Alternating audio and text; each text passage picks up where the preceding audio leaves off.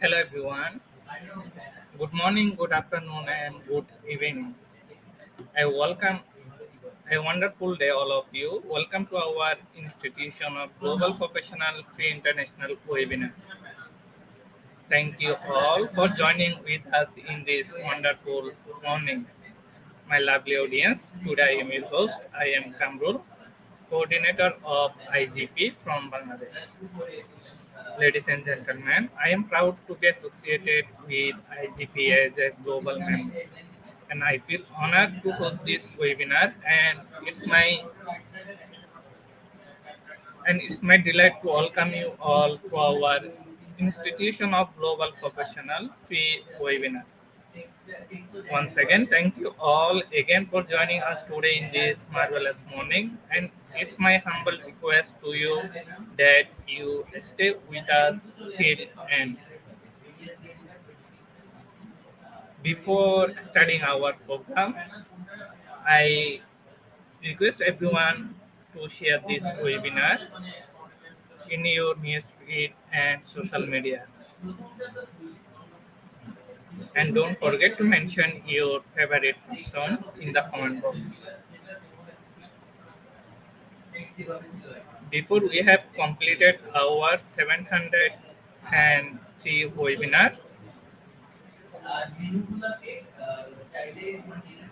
today I will be presenting webinar number 730, and the topic is publication integrity and ethics. Today we have a speaker from India. Today our speaker name is Dr. Shobik Ganguly.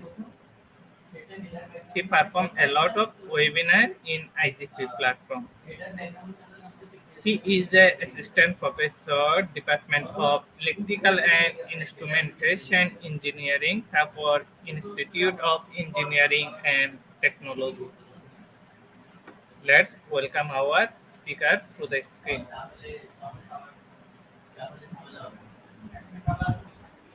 Hello, sir. Good morning. Good morning, Kamrul. Once again, it's IGP platform. It has been a very familiar platform now for me as well. Uh, Let me introduce myself and introduce the topic with the audience. Thank Good you, sir. morning, good afternoon, good evening to all the participants wherever you are and which part of the world you are. Let me welcome you to my webinar on publication integrity and ethics. So basically, we are facing a lot of things with respect to our publications, with respect to issues related to publications, and how will you maintain your research integrity? How will you maintain the misconduct, or how will you not make any misconduct of scientific information, based on which my talk will be monitored on. So, before going in the topic, let me introduce myself completely. Although Kamrul has already introduced me, that I am serving as an assistant professor in the Department of Electrical and Instrumentation Engineering at Thapar Institute in Patiala, that's situated in the northern part of India. So, I am serving here for the last 13 years almost. Completed my PhD in the domain of metaheuristics and control systems, and did my MTech masters in mechatronics engineering, also in a light field related to robotics and control systems as well. And did my BTech in electrical engineering way back in 2002. So it has been a long journey of almost 22 years that I have been associated with teaching, research, as well as associated with the publications as well. So it has been a roller coaster ride for me, almost starting from 2018 or 19, and gradually it is moving on. I have received a recognition from different parts of the world through my book chapters, through my SCI publications, through my Scopus Index journal publications, etc. And I have been also awarded few patents as well, international and national. So I have been in the circle of research for uh, almost 10 to 12 years rigorously, and more on a rapid note. last 4 years down the line. So often this question arises that when you are doing publications or when you are publishing in a top publishing house, or when you are doing some good amount of work in book chapters, obvious notion is that how you are making your publications, what is the standpoint of your publication, what is the origin of your work, how you are doing about it. So I'll take you through this particular journey so that you can go through it and get inspiration. It is my honest request that we should learn something from here, and we should try to. I'm not here to preach, but still, I'll try my level best to give it scenario so that you can also understand. I hope that in India it is quite prevalent, but maybe in other parts of the world, maybe not so popular. But still, we are facing such an alarming situation with respect to publication, and that's why we have coordinated for this particular topic on publication integrity and ethics.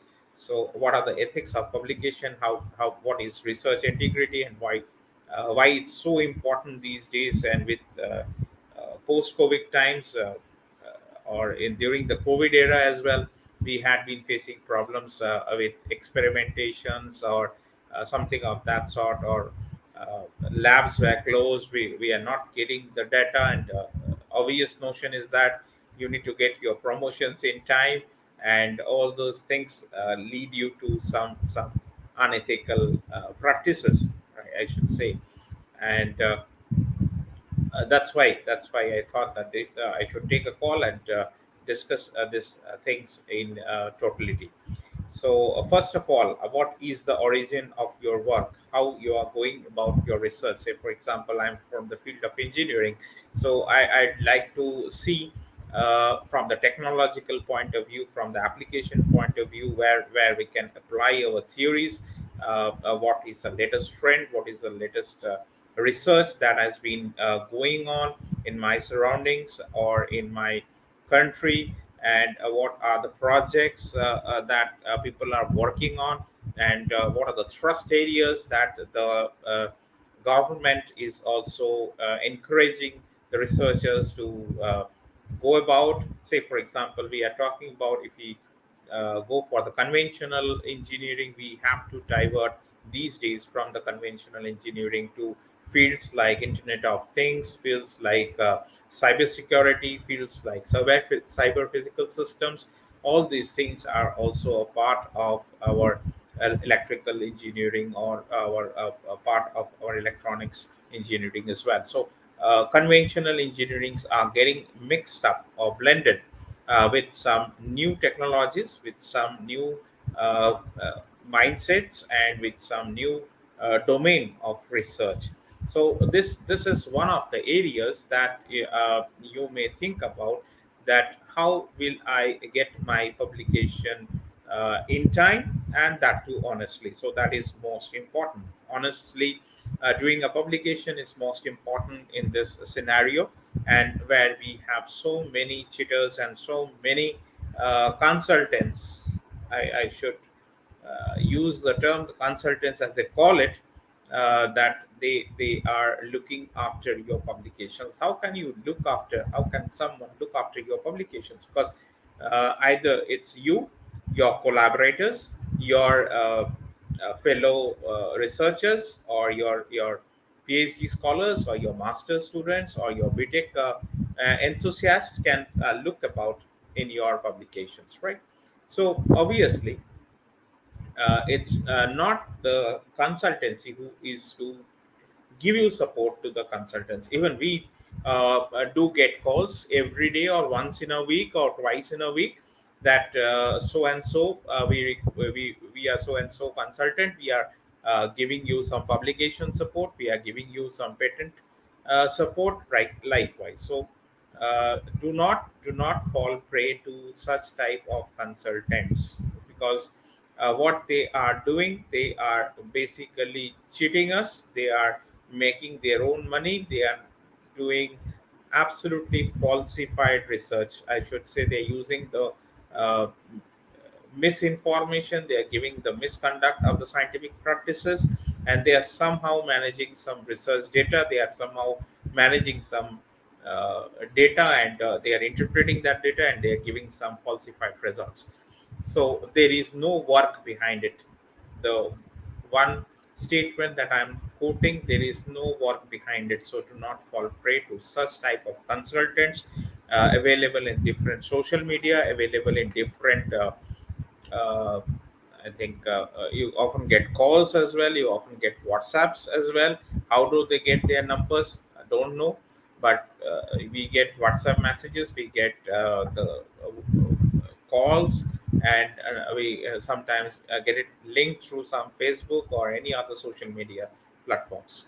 So these they are operating, and this operation is in its peak during the COVID and the post-COVID era. So try not to fall prey to these type of malpractices.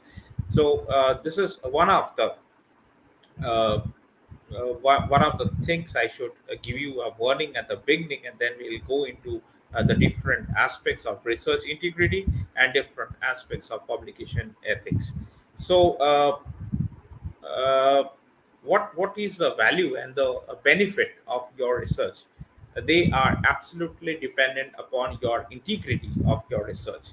While there can be some national or disciplinary differences in the way you carry out or conduct your research, you organize your research, there are some principles and professional responsibilities as well, which you must take care.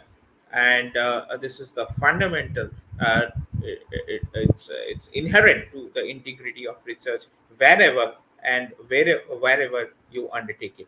So whether you are doing your research with your collaborators, whether it's a work that is being created by your undergrad student, by your graduate students, or your master's degree students, likewise. So definitely, uh, the way you preach or way you interact with them, that results in your development of ethics, accountability, your principles, your integrity, your values for your particular publication or findings of your research work. So obviously, when you are talking to your collaborators, how you will negotiate with them, how will you talk to them, how you are open to them in communicating, that is also equally important. So honesty in research is most important, whether you are fabricating any data or not, right? So this is another malpractice. We will talk about it a little later. Honesty in research and the effort you give. There should be transparency between you and your student. There should be absolutely open communication between your fellow researchers, your collaborators, and you should always care and respect your collaborators, your co-authors of both subjects as well as your fellow researchers as well.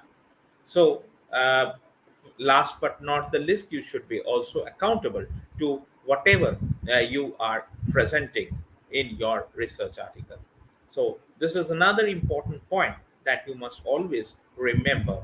So, these are some of the things that we should uh, I should share that what do you understand by research integrity. So conducting scientific your research will include uh, some honesty, some transparency, some open communication, and respect to your fellow authors or fellow researchers. And finally, last but not the least, your accountability for the research. So the your research integrity will apply to the whole research circle, right from the preparation to the submission and the grant of the project, or the grant of your patent or your publication or your research article, all the way right from the publication to the dissemination of the findings. So it will include at every point of time your ethics, your accountability, your principles, your integrity, and your values. What kind of value you are adding to your research, right? So these are some of the things that you need to translate into actions, right? The use of I think the honest and the verifiable methods in proposing, in performing, or in evaluating any research, right? And reporting those results with absolute honesty and particular attention to adherence of rules, regulations, guidelines, or standards. I should say standards, better word. And regulations, guidelines, definitely, that are commonly accepted in professional codes or norms. So just as the same thing, we discussed about some standards that has to be reported, some standards that has to be maintained in reporting certain research results, right? So there is a decorum. Say, for example, I am doing a work on some uh, optimization algorithms. I definitely I'll take up some benchmark functions to test that and to honestly recast the result and represent in a proper way so that the researchers can read my paper and get benefited out of it, and they can learn something new from my research article. So that is how we talk about integrity. We talk about respectful interactions with our fellow researchers. Say, for example, I'm quoting a very small example out here. We were doing a work right from the month of April or March, I think. We were doing it, and we started doing the work. We uh, discussed with our collaborators. There was a master degree student involved in the process who was uh, doing some good simulation work, and we were able to, by mid of June or by end of June, we were able to get our satisfactory results or what we expected, and we compared it with some known techniques or latest techniques, and we were able to get some good results or promising results, I should say. And then we discussed that how should we go about writing the paper article, because there were three persons including myself. So mostly the result sections were result sections were written and developed by my master degree student. The method was proposed by me, so I did the write up for the proposed section, or the proposed method section. Apart from that, say, for example, introduction, somebody from a different university, he collaborated with me. He was an expert in related to induction motor and drives part. So he discussed with me time and again. We sent uh, communications in between. We had brainstorming sessions in between. We also took the valuable inputs from my students regarding the results that have come, and gradually we have been able to communicate it satisfactorily, including me. There were three authors, and we each of us justified and see the we were discussing that which part should be done by whom, and we had a brainstorming session. We interacted using Google Meet and all those things. And after that, we found that when we were submitting the article, uh, the journal, I'm not naming the journal over here, the journal immediately asked us that what is the role of each of the authors. So your role must be defined, just as I told you. We had the clarity, right? Say introduction section has been prepared by X, right? The proposed methodology of the problem formulation have been done by me, right? The result section has been written by my student, right? So this is the way we collaborated, and we make a successful completion. So there was no further need that we should think, and we should waste time that what has been done, since it was organized completely. So we felt that no, this has been this person has done so much amount of part, or this person has written this amount.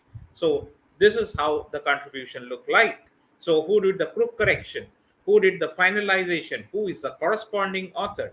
Say the roles were already defined, so it was very easy. I could immediately write in 3 or 4 steps that my X author has did this, my Y author has did this, I did contributed this much, and I'm corresponding over here.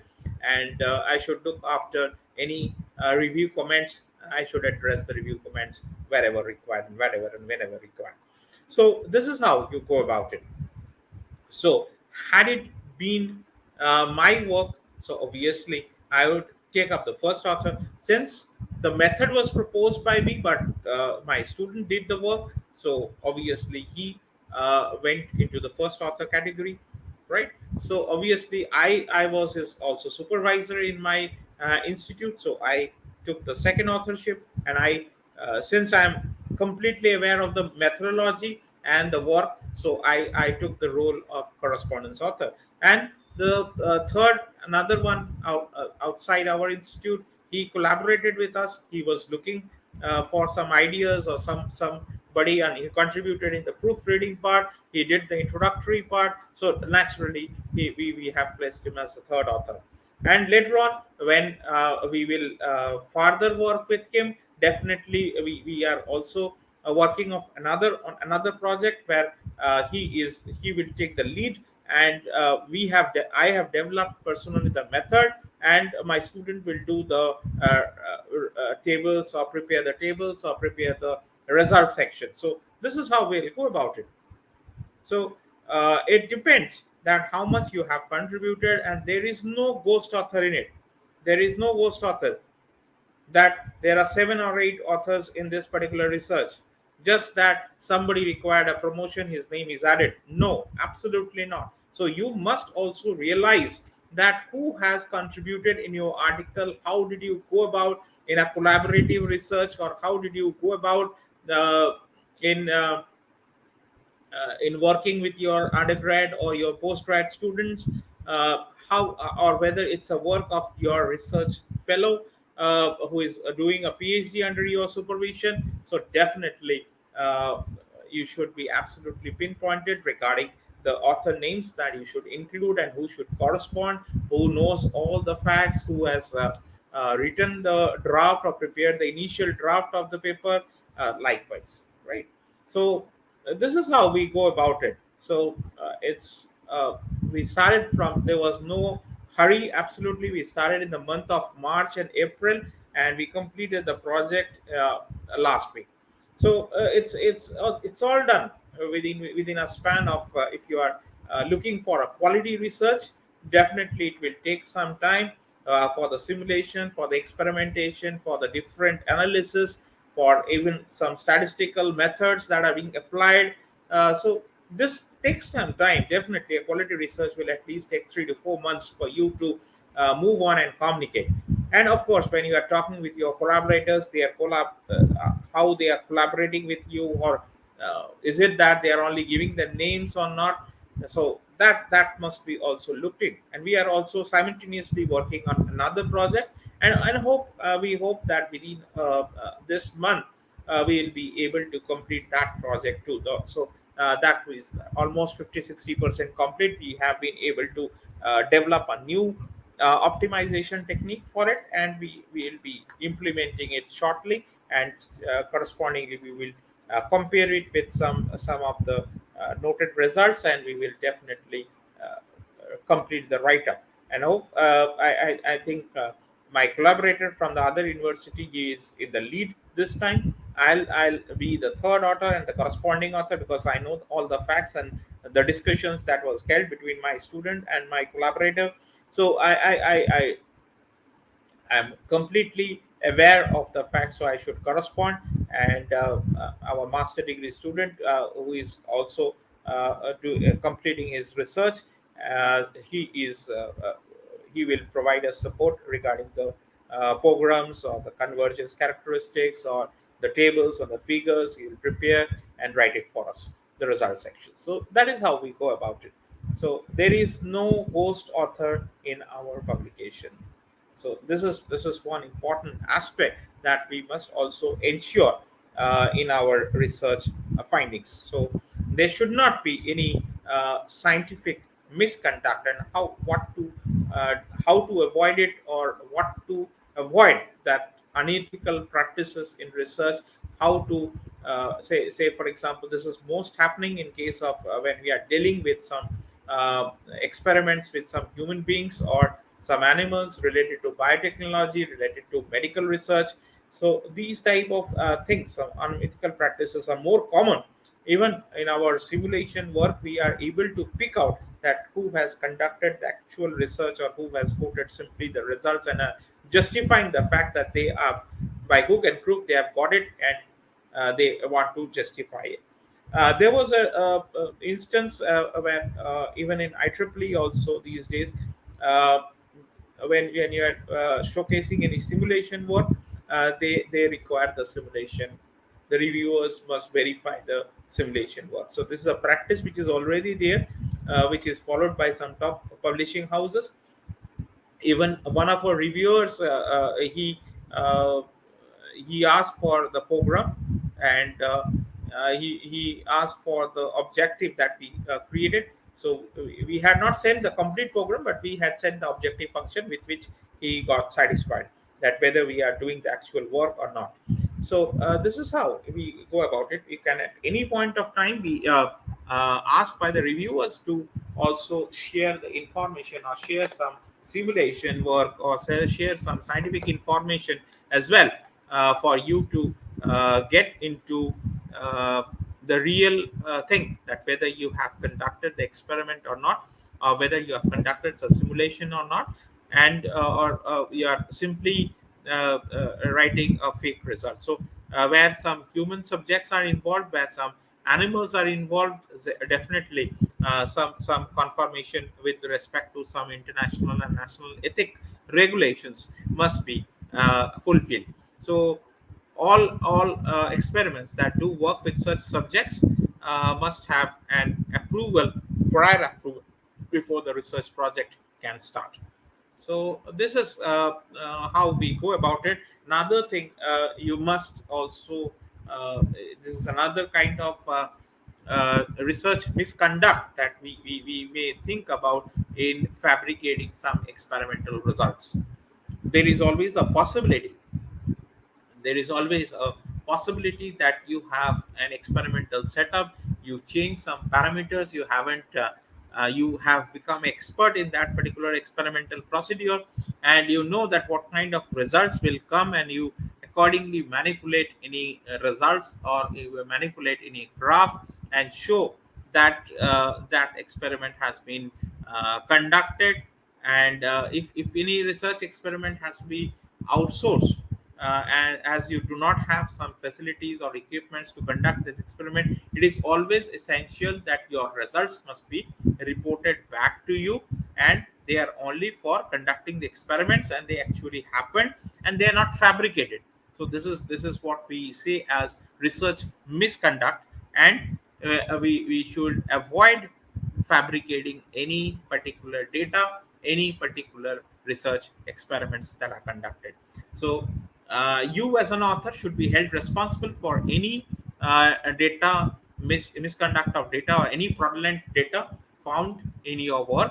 And at any point of time, if that work has been, even that work has been outsourced or something of that sort, you should you should acknowledge the blame, or you should deserve the appropriate punishment. So this is an important part that you must remember, that if you have outsourced it, or some say for example, we do not have all the lab facilities available, so we also take help of certain analytical instruments that are available in some research labs, or when they have uh, we outsource that particular result, we uh, get our research conducted, and we get our results from that particular place.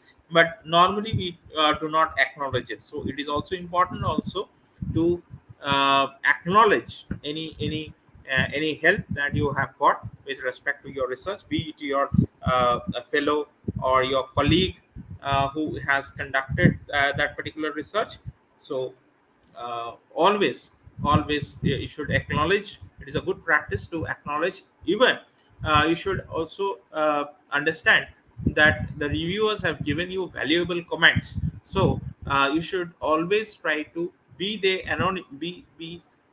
are anonymous reviewers, but you can always acknowledge or be thankful to your anonymous reviewers who have helped you to improve your uh, research article, and finally it got published, right? So this is the kind of practice that you must do. If you have outsourced any data, do mention it, do acknowledge it, and try to uh, maintain the research integrity. So this is one way by virtue of which we can increase your chances of getting your paper being published, and you maintain the a good rapport with your fellow colleagues, with your fellow researchers, with your collaborators if they are from outside your university.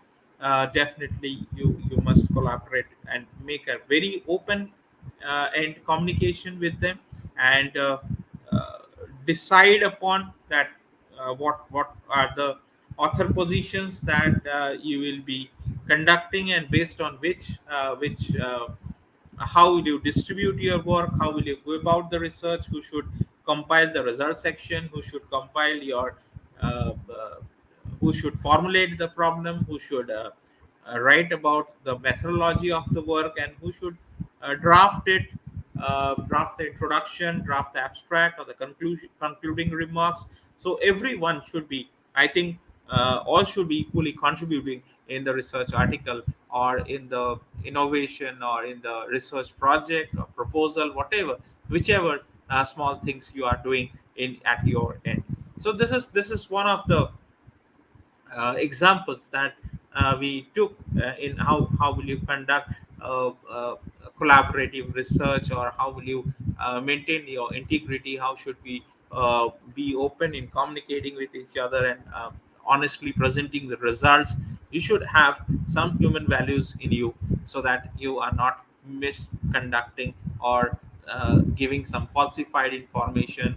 And of course, you have may have come across the term quite often, that we often get a retraction from the publishing house. They give you they retract, they remove your paper from even the published research. There are several predatory journals as well. There are several predatory journals as well, who are doing such type of things with the help of so-called consultants of research. So be aware that with whom you are publishing.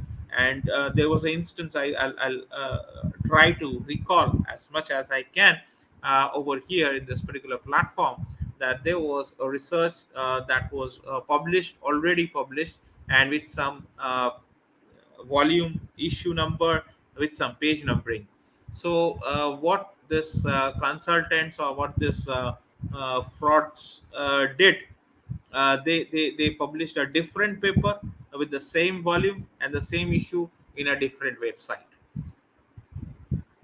right? So what happened, the journal was could able to track that particular paper, and it was the same journal. They had produced a replica of the website, and they are falsifying the data, and they are publishing their own research and claiming that they are Scopus index journals. So that got retracted, and even the authors were got blacklisted. So there is no role of the consultant at that time point of time. So same paper published, different papers published in same journal, with same volume number, same issue number, and same paper page numbers. So obviously it cannot exist. So these type of uh, mails, emails we often get, this type of WhatsApp calls or WhatsApp messages we often get. But still, you have to be very wise, and do not get subjected to such type of uh, misconduct of scientific information through some so-called consultants. So this is one aspect that you must take into account. uh, Consequences of scientific misconduct, definitely it can be damaging to the journal audience and for individual who got exposed. And of course there are additionally There are some public health implications attached to the promotion of medical or any other interventions based on falsified data or fabricated research findings. So it can be even dangerous in the medical field as well. So that's why we wanted to say simulation work cannot destroy your human health, but if it's a falsified data or a fabricated data in the research findings of a medical journal, definitely it can lead to certain implications or health implications attached to the medical personnel, right? So we expected some standards from your researchers, right? We expect always, depending upon the journal, depending upon the reputation of the journal, and all those things, we can expect some standards to be set by the researchers in preparing their manuscripts, right? It may seem harmless to exaggerate the results found in your research, right? While you're writing your work, sometimes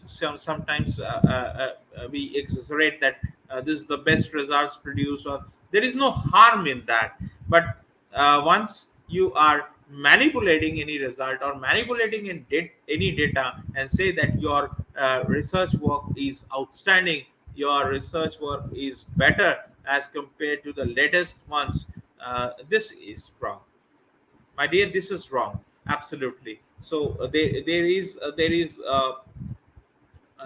are several parameters by virtue of which you showcase your results, right? There are several parameters. Say for example, you want to showcase it with the help of tabular form. You want to put it in tables and show that your data is good. You may put it in a form of a graph. We in our engineering field, we have different ways by virtue of which there are some parameters or there are some indices by virtue of which we find it. There are some statistical implications, be it parametric, be it non-parametric. We try to test out. But if you find any particular test in which the result is not working good, it's that there are three. Say for example, there are several non-parametric tests that we conduct in justifying the fact that our results are significant, right? So you may take out of three or four or five, you may take any of the two tests and conduct that test and find that your results are good, right? So you may quote it. It's not that it is not mandatory that your reviewer or your expectation of the journal audience is that you should quote all the results successfully. It may not be satisfactory, right? And in optimization, of course, it happens that you cannot you cannot say that this is the best, right? There can be some other methods with which you should compare, and you should prove that there are a handful number of techniques by virtue of which your method proves successful, or your method shows better accuracy, your method shows better speed of convergence, and likewise. So this is how it goes. So uh, some scientific facts or some previous work you must also look into your particular field, and if any one of them is false, so then you can carry out this work and take up some future research projects. So this is how we try to meet certain standards in creating or in preparing certain manuscripts. Another important point that we should always follow: replication of data or reproducibility crisis, we call it. So sometimes it happens that, say, for example, I'm working on a particular field for the last 3 or 4 years, or even 5 years or 10 years, right? So I have a particular selected publications in some good journals, and people have approached me and wanted to collaborate with me and wanted to discuss something with me. Some scholars have come to me who wanted to work on that particular area, and of course there are some crisis that when we are writing any article, there may be some crisis that, yeah, the way you reproduce, the way you replicate your field of work, uh, you cannot change your writing, cannot change you cannot always be too creative, right?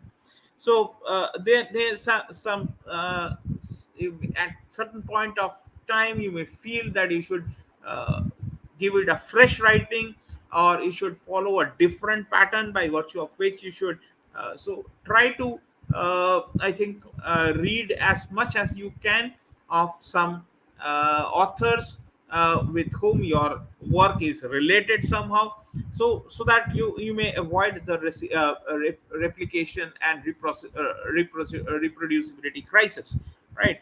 So several times, if some experimentations are going on, they will hardly be some a duplication of results. There are quite chances that there are some duplication of results, and you are trying to better out, you are trying to better that result, and try to uh, create a method or try to generate a method by virtue of which you want to quote that your result is better than the results that are available in your literature. So these type of tendencies there, by virtue of which you can fall prey to certain replication or certain reproducibility crisis.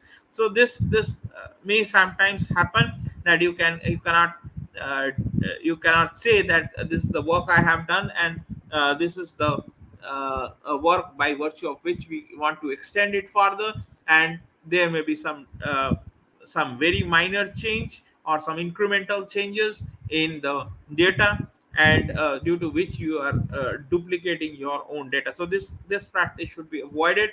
Better you give it a fresh thinking, you give it a fresh idea, and work in that particular domain in order to avoid this particular replication or reproducibility crisis. So your communication, your research methodology must be communicated in such a way that everyone worldwide is able to replicate that particular research project and obtain a similar results. Of course, they are sitting at different experimentation end, or they are working on different machines, they have a different configuration altogether, but mostly they must be able to reproduce or replicate with the same method that you have developed, right? So there your integrity or your credibility is ensured, right? So this is about replication. Sometimes you often we have seen already in our research or in our way of writing, in our way of treating a particular subject, or the way we analyze, we almost expect that we are not people from literature, so obviously our English is not good enough, or sometimes it is similar to what we have written earlier. So this should be avoided. Obviously, some plagiarism software are also there. The journals, although have a cross check, but still you should ensure, because before you submit it to a particular journal, that whether your work is original or not. So this is also an important point, that when we talk about publication ethics, we must also understand that once we are maintaining integrity in our research, in terms of honesty, in terms of communication, in terms of sharing or exchanging of ideas with our collaborators, with our fellow research students likewise.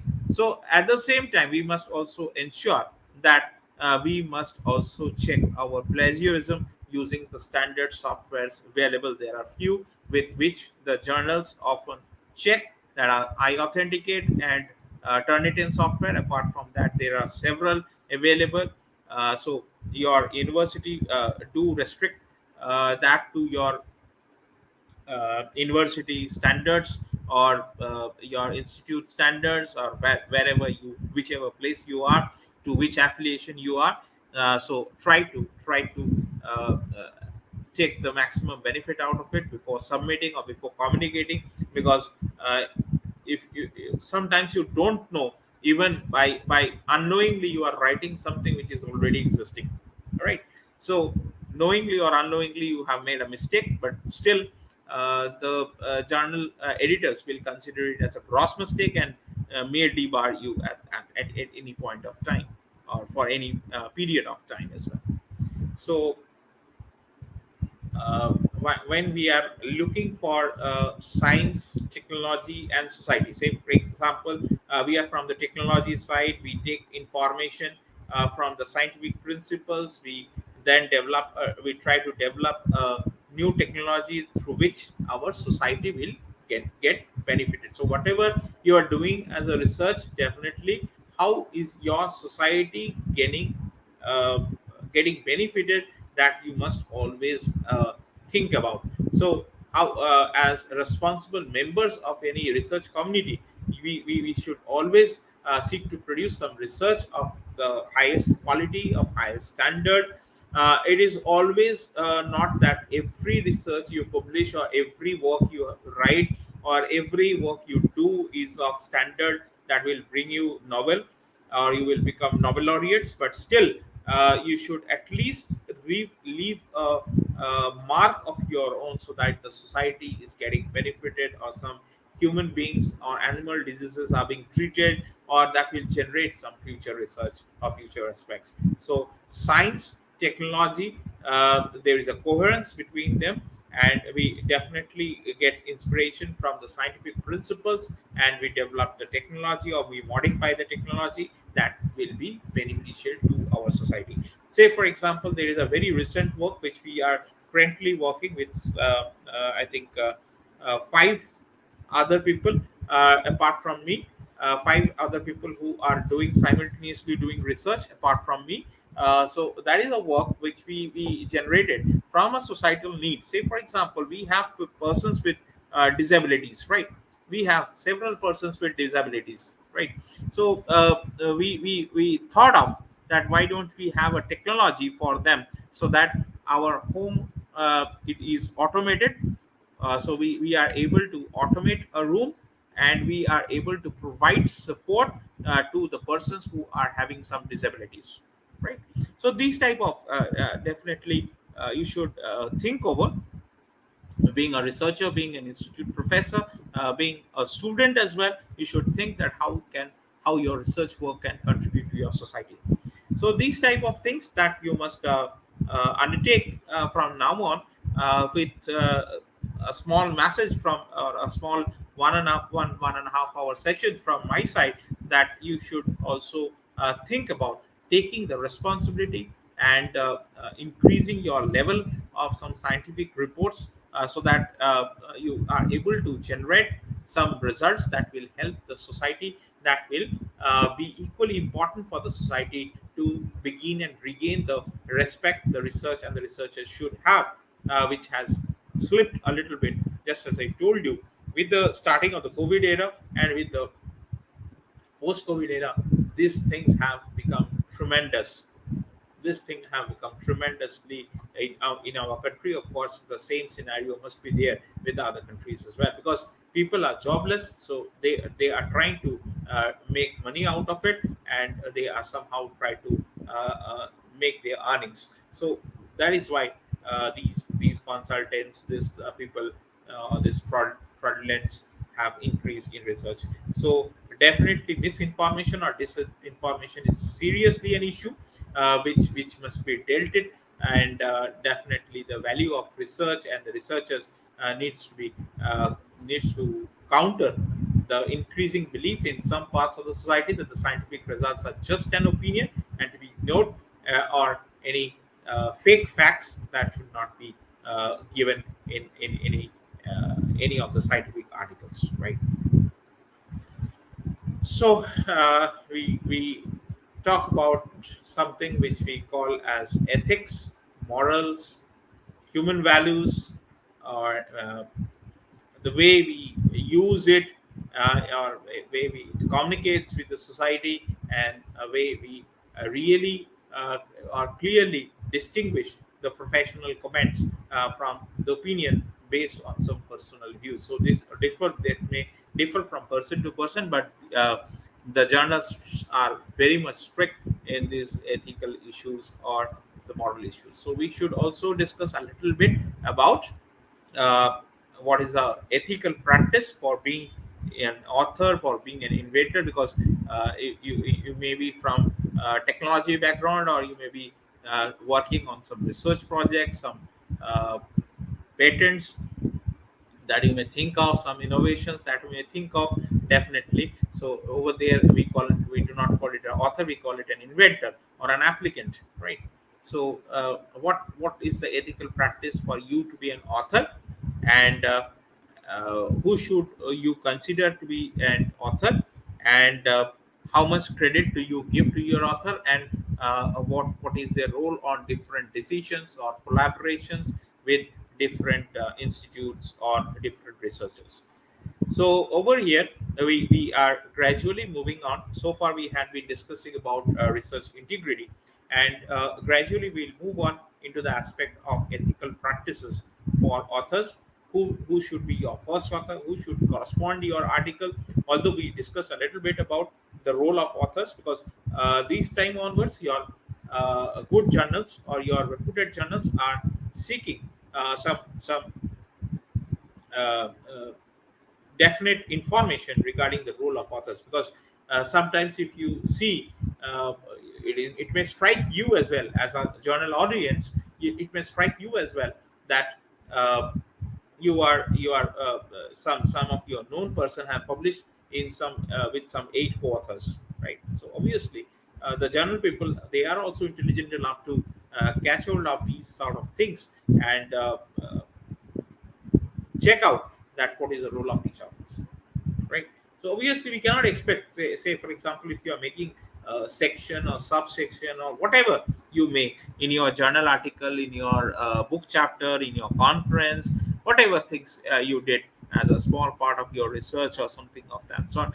So definitely you must go through with some limited number of authors, so that you are able to justify that what is the role of each of the authors, who has written or who has conducted the research, who has done a substantial part of the contribution in your published study, or who has communicated with the reviewer comments to the editorial office, who has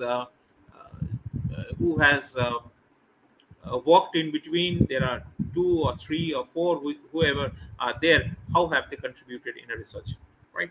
So obviously when it is good to know for a publishing house to know about the role of the authors, or the ethical practice for the authors, that whom should you call an author, and whom should you call a first author, and an author of an invention or of any uh, technical report or any research article may be considered to be someone who has made a substantial intellectual contribution to a published study, right? So being an author, we should always give credit, and at the same time he should be held accountable, or he should be held responsible, and the decisions about who will be the author and the order of the authors, just as I told you earlier in my example, that that who should be the first author, who should be the second author, who should be corresponding author, that should be decided well before you are starting up with any project. So this is how we go about it. We always try to insist upon, there are a few things, that who should be my first author, that who will primarily conduct the research, one that primarily conducts the research or primarily deals with the data analytics and makes a proper presentation and interpretation of the results. So just as I told you earlier, my student who has conducted the research, who has formulated the tables and figures, interpreted the data, and presented the results, right? So he is obviously your first author. And one, he puts the paper together and submits the paper to the journal. Sometimes the first author can be communicating to the journal as well. Say for example, when I was the PhD student, I used to communicate. Sometimes my the supervisor used to communicate with the journal. So this type of things should be, you should remember and you should practice, since at this point of time, just as I discussed, my master student, he was not a communicating author, as because he does not have the expertise right at this point of time to make a submission to a journal. So what are the do's and the don'ts of how to submit in a particular journal, which are the journals that you look for, or where you should submit, how should you look at the aim and scope. So he was not familiar with that, so for which we made a help and I corresponded it, right? So this is how we go about it. And of course, some writers who have contributed or collaborated with you, say for example 1 or 2 or 3 who has collaborated with you, those should be assigned positions second onwards, right? There are two terms which I'll use as ghost authors and gifted authors. Who are gifted authors? Who have not contributed significantly in your work, but still, as a respect, you want to gift it. But sometimes it becomes harmful for them as well, because he or she does not know anything about what you have contributed or what you have written in your research article, right? So he may be at certain point of time facing some interview, some interaction with some outside world, where can he or she can get caught with his own research article where you have gifted his name. So it is better that you should avoid gifting some article to any author who is not a part of your collaborative research, right? So another thing, ghost author, uh, there may be some abuses that you are including some names who has not participated in your research, right? Say for example, uh, some article you want to publish quickly, for which you require the assistance of any open access journal, right? And your university is not funding for that open access fee, right? So obvious notion is that you include some ghost authors who will be paying the fees, open access charges. So better to avoid these abuses of including the ghost authors and the gifted authors, so because they will also be not be able to justify the proper justification to your research article as well when it is published. So what is the responsibility of being an author? You should report only the real data. You should maintain the originality of the fact or the originality of the method that you have created. Declare any conflict of interest that is there in your article. Decision of where to submit. So that's why I told you that where to submit your article. So you should look at the aim and scope of the journal. You should look at how quickly that journal publishes, whether you require open access or it's a hybrid journal you are targeting, right? So there are several factors. The impact factor, of course, some may look at the site score. If it's a Scopus journal, they may look at the site score, right? So submit to one journal at a time. This is a very important statement that I'm giving. Submit to one. Don't make duplicate submission. Duplicate submission is not at all acceptable. And you should always check the publication history of your co-authors as well, or your collaborators who are involved in your research work. So never ever do this duplicate submission. There are, I think, some archivings are there which are allowed. Say for example, Springer has a collaboration with Research Square.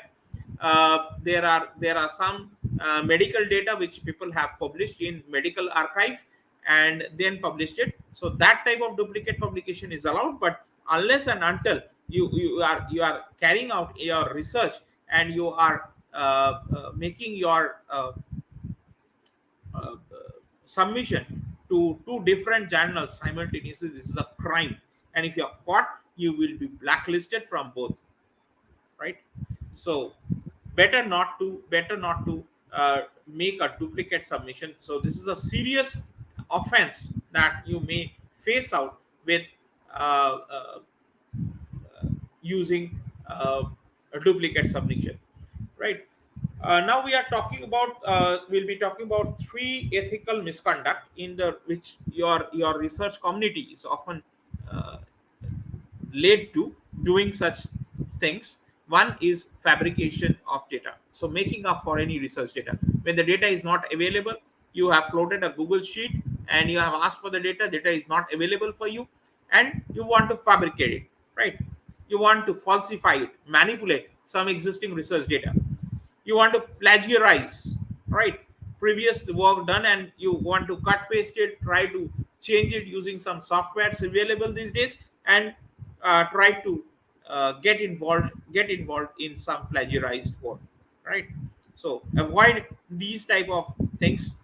Peer review, if you're suggesting reviewers have a conflict of interest, or some fake reviewers who does not know your work at all, or who is not competent enough to review your paper, those people are reviewing you, so that you may not be caught at that particular point of time. So data fabrication, falsification of data, and plagiarism, these three common ethical misconducts that you must avoid.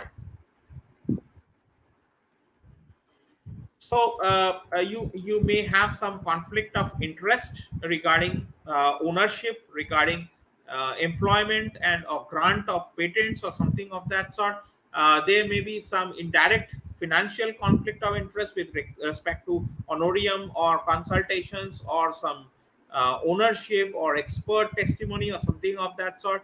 Some conflicts may be there in terms of your career and intellectual development. Say, for example, some may lead to some promotion, some may have some rivalry, some recent co-authors are reviewing your paper or something of that sort. So those type of uh, conflicts can be a part. Some personal beliefs, some maybe some institutional conflicts, right? Say, for example, you are doing a research in a particular domain, which your department people are also doing. So some sort of institutional conflicts may be there. So the potential conflicts can be looked at, and depending upon that, it should be relooked. So how to properly handle these conflicts is through only through transparency and disclosure of information beforehand. So as you are moving to the disclosure of the potential conflict, you must always declare it to the journal editor in your cover letter as well, right? So these type of things that you have to be serious. You have to be we should not do any concurrent publication. We should not do any multiple say, for example, I have developed a method, I'll experiment it with say, for example, in some control applications, in some inverter topology, in some same method I am trying to test out with, and try to get some more quantitative publications or multiple publications or redundant work we are doing basically. So this should be avoided definitely. Some concurrent publication issues can be there, definitely, and this should be avoided whenever we are submitting any manuscript. Definitely we must ensure that they are not published in more than one journal, or some primary publications are not there. So this should be avoided definitely. Some previously published paper or some previously published work, this should not be taken further for a different application, and we can call it a novel work. We should not, right? So these should be definitely be avoided. So these type of things you must always be facing as a new researcher, or as a even as a matured researcher. You may face these type of situations, or sometimes you are subject to certain publication issues, or some promotion related issues for which we wanted to make certain publication very quick publications, or likewise we wanted to make our research work published at a very quick period of time. We going for certain predatory journals which are not existing at all, and they are trying to give you some fake journal or volume issues, or some fake page numbers or something of that sort. They look like the same. They have prepared a clone for the original website of the journal, and trying to make you uh, they have simply changed the aim and the scope of the journal, and try to make you understand that your work will be published. They will give some fake review comments, and they will try to engage yourself with some publication fees or something of that sort. So these should be definitely be avoided. We are not saying that you should always avoid open access journals, but uh, better to avoid the open access fee and try to publish your research in quality journals. Although some quality work is also there, if you want to publish it or make it public, you want to make it public within a very quick period of time, right? So obviously you can go in for the open access fees, or you can you can publish it in some open access journals, so that you can get uh, better benefit out of it. But there are some other responsibilities which I'll definitely discuss over here. Some reporting certain standards, or reporting certain hazards with when we are doing some research work with human or animal subjects. Some compliance are to be required, and the work will involve some chemicals or some procedures or equipment that have some unusual hazards inherent in their use, or it may involve some use of animal or human subjects. Often you will see that there are some ethical standards, some uh, uh, we haven't made use of any animals or human subjects in your research. Some medical persons who are there, they are mostly working on this, but because we are from the engineering or the technology side, definitely we are less frequently using such things in our research work. But people, because since it's an open platform and we can expect some different audience from different backgrounds or versatile backgrounds, so we may expect that we should discuss these type of hazards that you may face in dealing with some compliance standards that has to be made. And authors should also report some original research work, or some maintain some certain standards with an objective of discussion of that is of significance. So accurate accounting of the work that has to be performed, as well as an objective discussion of its significance. So that has to be reported. And another thing that we would like to discuss out here: when your author discovers a significant error, one of the authors, say for example, I have discovered an error or any inaccuracy in my own published work, that has to be immediately be promptly reported to the editorial office for any change or any correction before the editor retracts or corrects the paper. So if there is any change or any fundamental mistake that is there, or some error that has been reported, or some inaccurate results have been published already, it is our duty, of course, to uh, make or admit to the editorial office or the publisher, and cooperate with the editor to retract or correct it. So corrections, author corrections can be there. Some people also look at it. Some co-researchers who are working in that particular field, they are also looking at it, and they can also give you a chance uh, uh, to write your corrections, or notify the corrections, right? So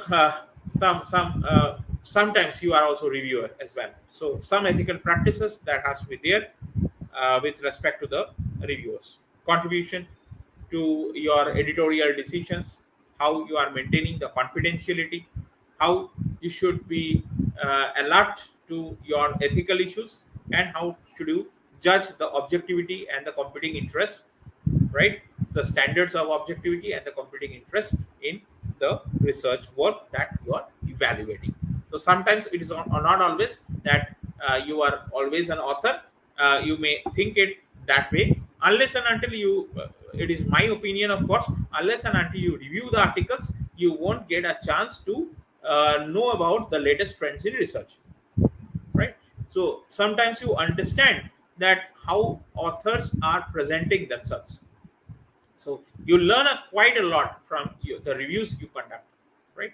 So this is how you develop yourself as a researcher. So what does the editor and the publishers, what they expect? Their publication decisions, about their peer reviews, about fair play, or rather they should not be very harsh to the authors. At certain times they should also be looking at the journal metrics. This is their editorial responsibility, right? So think about that. If I'm associating, I'm part of an editorial team of any particular journal, of any reputed journal, we should also look into the metrics of the journal, and we should also look into the aim and scope of the journal, so that there should not be a narrow range of audience for my papers to be read, right? So declaration of the competing interest that must be taken by them. Any published record uh, that has some falsified data or some misconduct of information, so they have to be very much vigilant with those kind of results as well, right? So this is how we go about it. Some ethics and thinking systems and platforms we should also mention, just as I told you earlier as well. So I should also request all of you to at least get hold of iAuthenticate and plagiarism software, or even your Turnitin works very good. So if you have university or your you should not take the individual license, you should have the university license. Absolutely, you should get in touch with your university professionals or with your university profs, so that they can help you out with checking of plagiarism in different parts of your research work. So it may be at the initial draft that you feel that some part of your literature or some part of your work is you are able to do not you are not able to give a fresh thought, or you are trying to imitate certain authors or certain author style and trying to replicate that, or you are working on the same topic for a longer period of time, and it may be that you are writing something uh, which may be replicated, right? So this type of things are there, by virtue of which this type of similarity detection softwares are already available.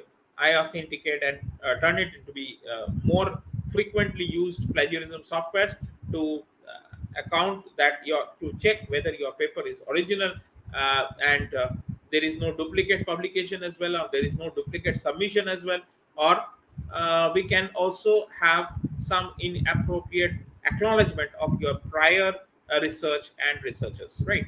So inappropriate identification of all the co-authors, and also you must also be free from data fabrication or data falsification or improper use of animals and human beings in your research. So this is how we can summarize the entire part, and the potential uses of retracting a publication from a particular journal. They should be a clear evidence that their findings are unreliable, either as a result of some misconduct. Misconduct may be due to some data fabrication or data falsification, or some honest error, say some miscalculation or some experimental error or something of that sort. So these findings should not be published elsewhere without proper referencing or proper permission being asked for. Say, for example, when we are editing or writing a book, chapter or a book, definitely we must also ensure that whether any image or any figure has been copied from some other books or some research articles. So these publishers, they are extremely intelligent enough to catch hold of these things and make your figure at least look 60% to 70% dissimilar from the actual figure, else you have to take a permission from the respective author or respective publishing house. So these type of things that you must go through, and we are already declaring some conflict of interest statement in post publication, and the disclosure statement also, they must be significant enough to potentially change your conclusion or the judgment of the editor.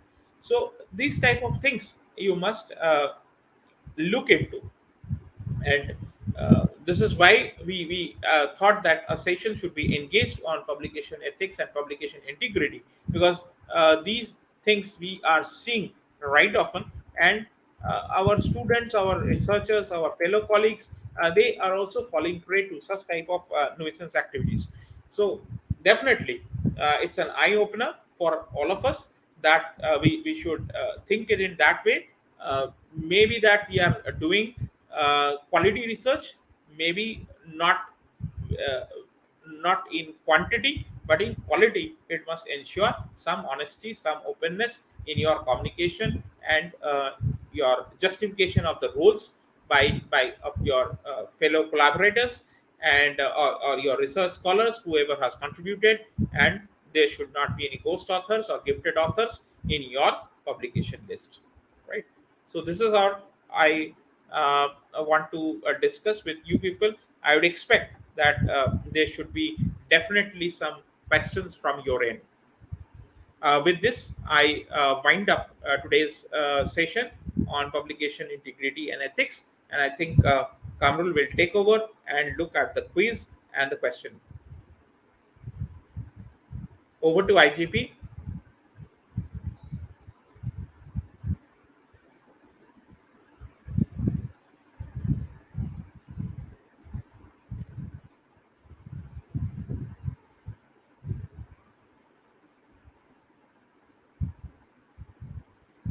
Kamrul, you are not audible.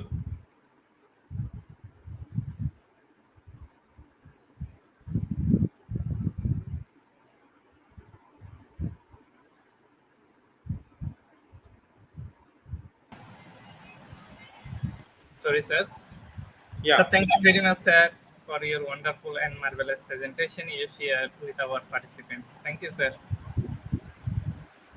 So now we are going to our quiz competition, and after that we come back again in our Q&A session. Okay, sir? Okay, fine. Absolutely. Thank you. Dear participants,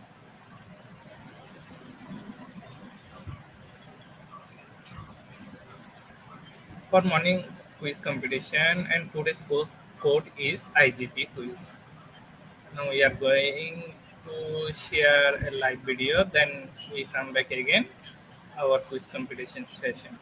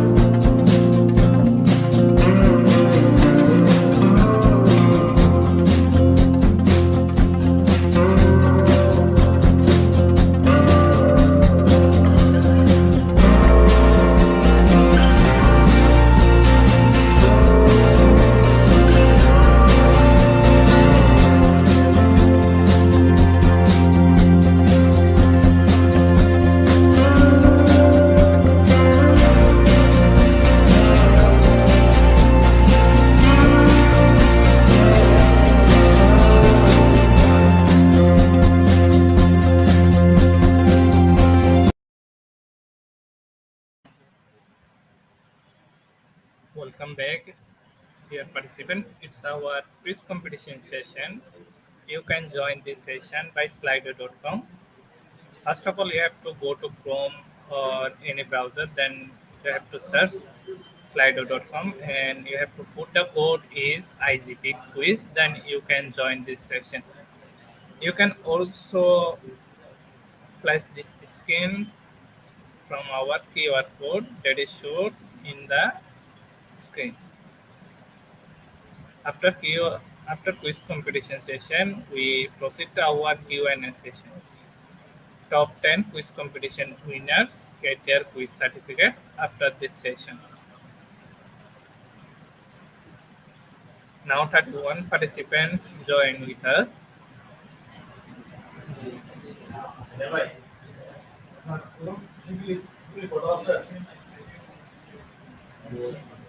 Participants are requested to mention your friends circle to join this session.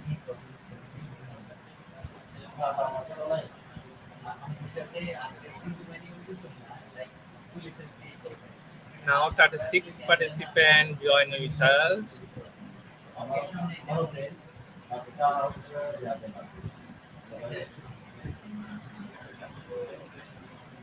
I can see Ashok Kumar Odhikari, Nicodemus Miro, Jima Binilda, Emilia Escruz, Naina General, Alex Javier Alvarez.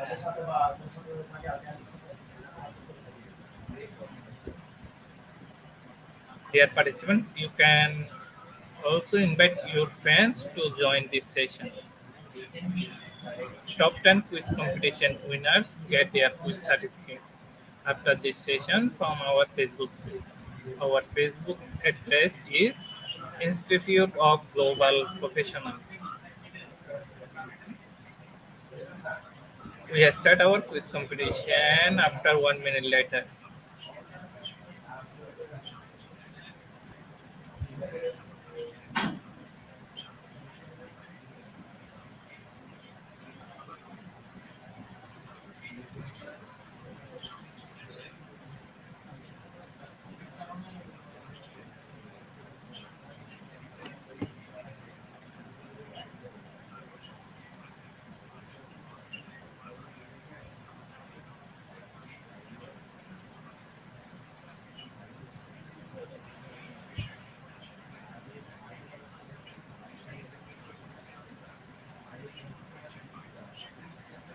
Now we start our quiz competition.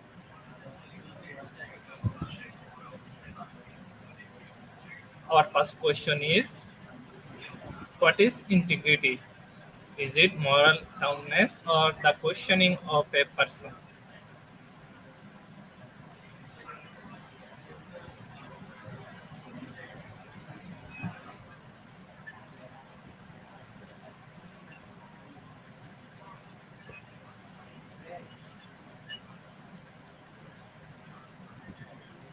95% of our participants gave the right answer, and the answer is moral soundness. Let's see our leaderboard. On the leaderboard, the first position is Mohapi, and the second one is Jinalin, and the third one is Sherilyn. Congratulations, everyone.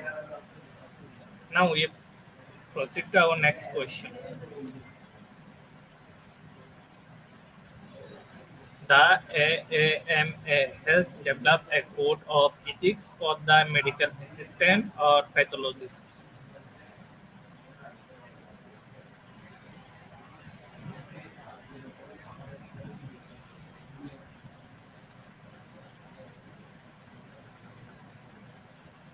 69% of our participants get the right answer, and the answer is medical assistant. On the leaderboard, Mohapi leading the first position, and the second one is Jinalin Bailar, and the third one is Alex Javier Alvarez. Now we move to our next question, and the question is, how do media ethics and media law differ? Is it media ethics are set in stone or media ethics are more personal in nature?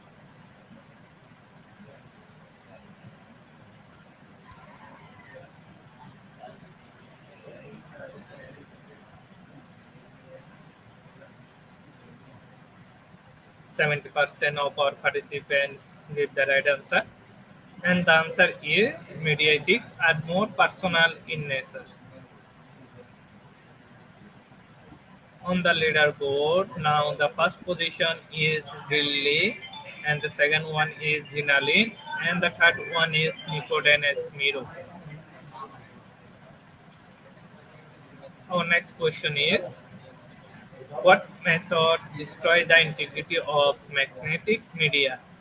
Is it bit level override or disguising?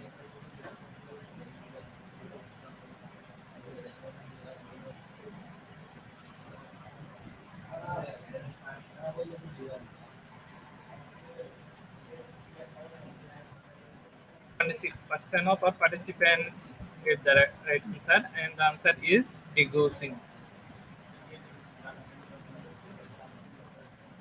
On the leaderboard, now Aldrin leading the first position, and the second one is Ellen, and the third one is Nicodemus Smith. Our next question is, IRB is ethics with animal and IACUC is ethics with human. The statement is true or false.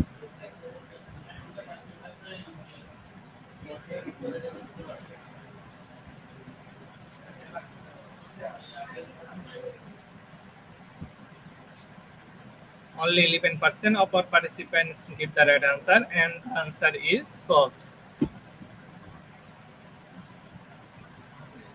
On the leaderboard, Aldin Array leading the first position, and the second one is Ellen S. Brutus, and the third one is Nicodemus Miro.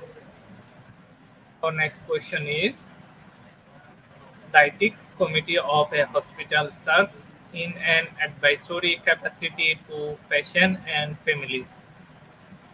Is it review difficult ethical issues or determine when we care will be discontinued?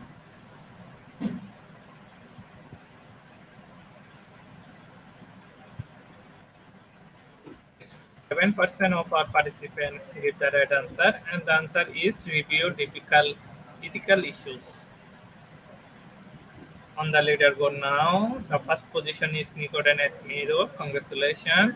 And the second one is Aldin, and the third one is Naldisa Sali. Our next question is, in addition to integrated professionalism among social workers, involve a sophisticated level of self-understanding and self-control or personality and status.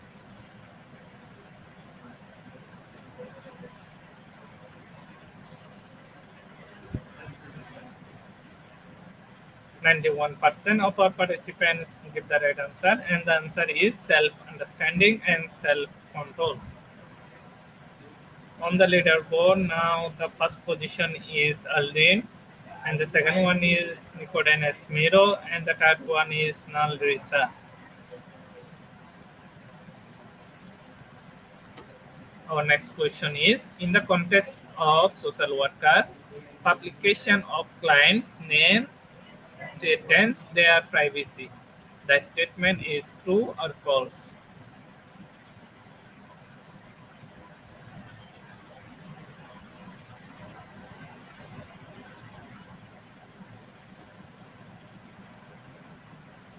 80% of our participants give the right answer, and the answer is true. On the leaderboard, the first position is Aldin, the second one is Nicodemus Miro, and the third one is Nal Risa. Our second last question. This security model protects integrity by requiring subject to access object by programs. Clark Wilson or Bahida?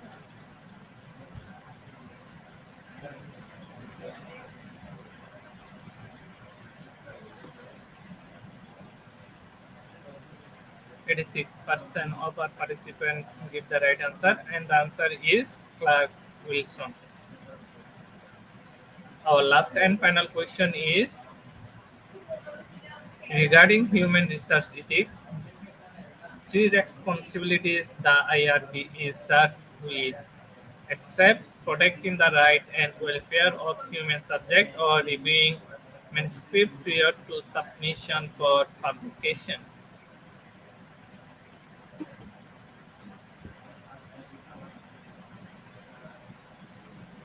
57% of our participants give the right answer, and the answer is reviewing manuscript prior to submission for publication.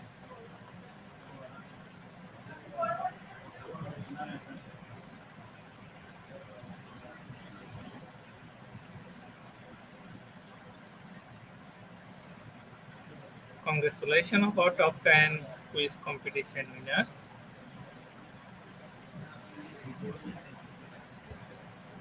On the leaderboard, Aldrin leading the first position, and the second one is Nalrisa, and the third one is Lipakulna, and the following Jimalin, McCollin, Mohapi, Alanis Brutus, Nicodemus Mido, Nikazina Jebia, Kiang E. Congratulations everyone for participating this session. Now we proceed to our Q&A session. Let's we enjoy this video.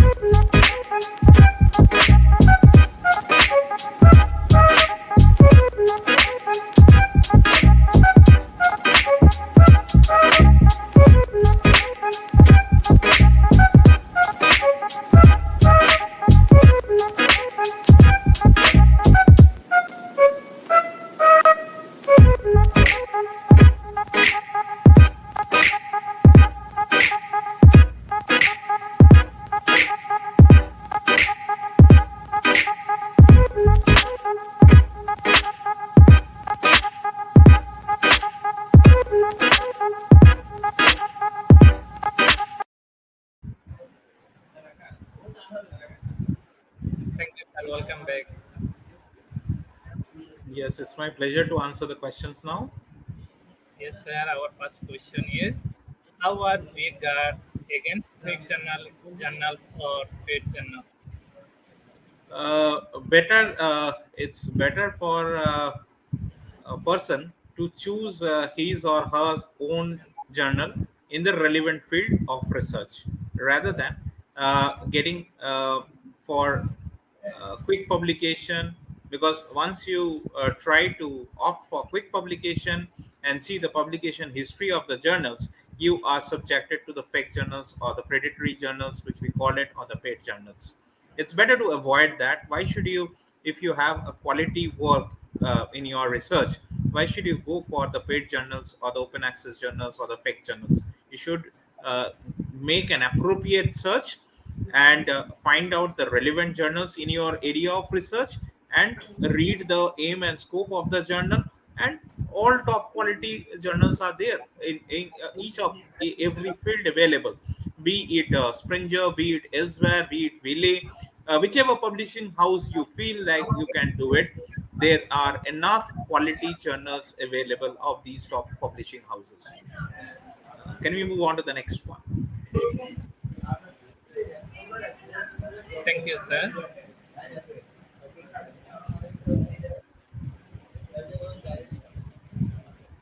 Our next question is: how are to publish in Q1, Q2 journals in S index journals in English? Yeah, definitely. Q1 journals are the top rated journals which we have in every field, whether you talk about English or English literature, whether you talk about technological fields, like me from my background of engineering.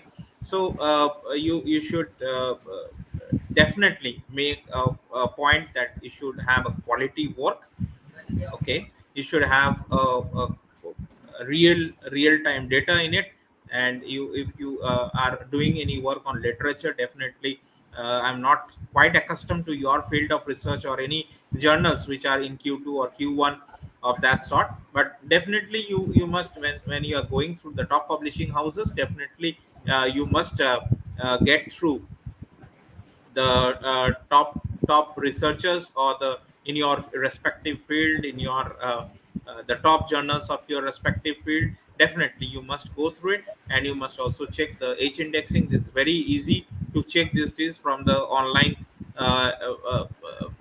status of the journal, that whether from the Clarivate you can check it also, that whether they are lying in Q1 or Q2 status, or it's immaterial that whether you want to uh, go in for Q1 only, but it's that you should relate it more related with your field of research or your field of work, and the work that you are referring, or your related work that you are referring in your research, that should also get aligned with your preferred or your chosen journal.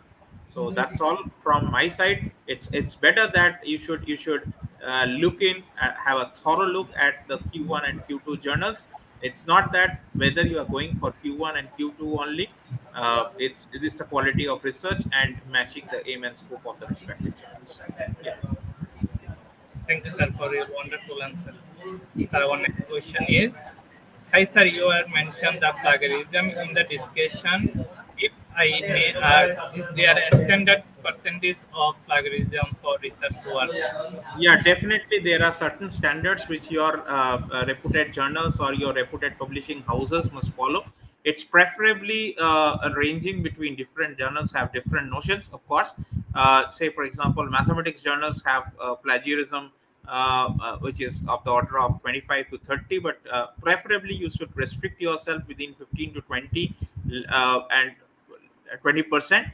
And of course it is preferable the less percentage of plagiarism in your work, more is better. And of course you must also look at that you have a plagiarism of 15%, and of which there is 12% from your own work.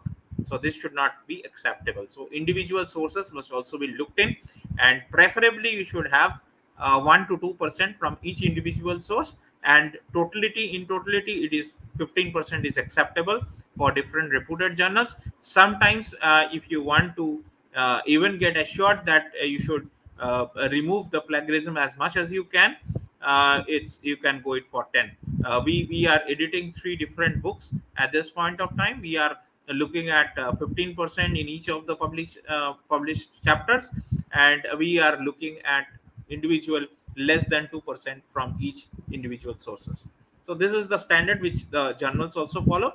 And you may have some differences of result with respect to Turnitin and I authenticate softwares. So the percentages can vary by 5 to 7%. So you are not absolutely, you cannot be absolutely sure that which publishing house take care of which software. Mostly I authenticate is used by the journals or the publishing houses, and we our university is having license of Turnitin, so we prefer to go in for Turnitin. Turnitin gives less percentages as compared to any other software. Yeah.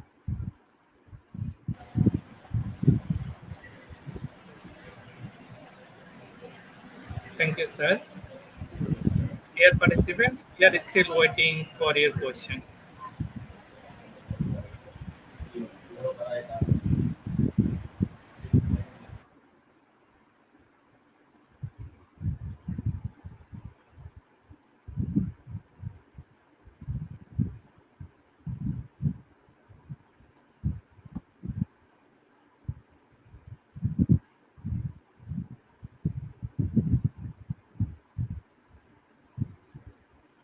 I think all the 3 questions which were asked were absolutely relevant to my discussion. So they are quite listening to my webinar thoroughly, and that's why they are asking such questions, and they are exact questions which we wanted to refer through, or we wanted to uh, actually send a message to the audience.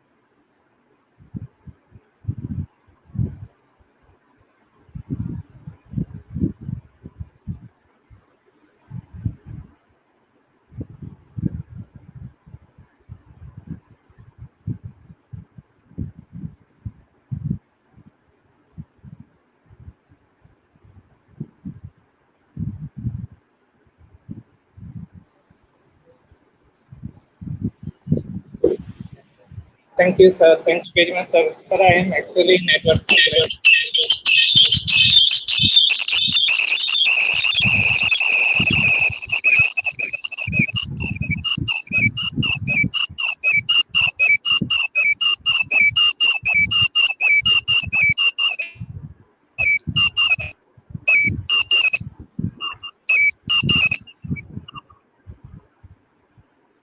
Yeah, now it's fine, I suppose.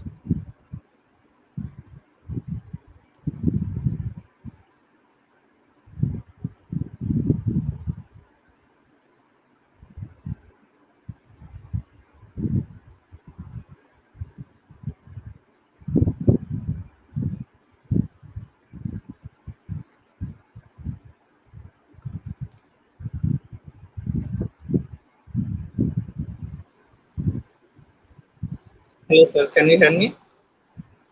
Yeah. Thank you, sir. Sir, actually, I am in network problems.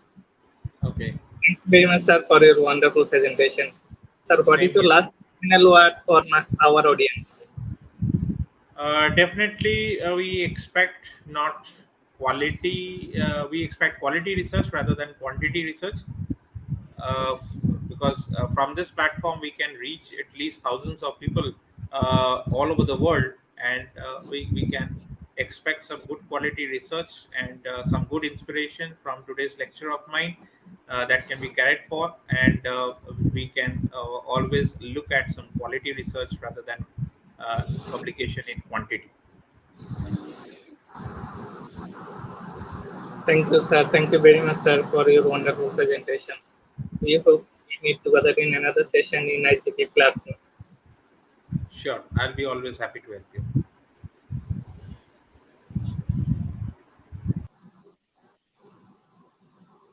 Dear participants, I'm in network problem. I hope I will share this today's webinar code, today's morning webinar code in our afternoon session. Thank you very much, everyone, for attending today's session. I hope you learned something new in this session. Thank you very much. Stay home and stay safe.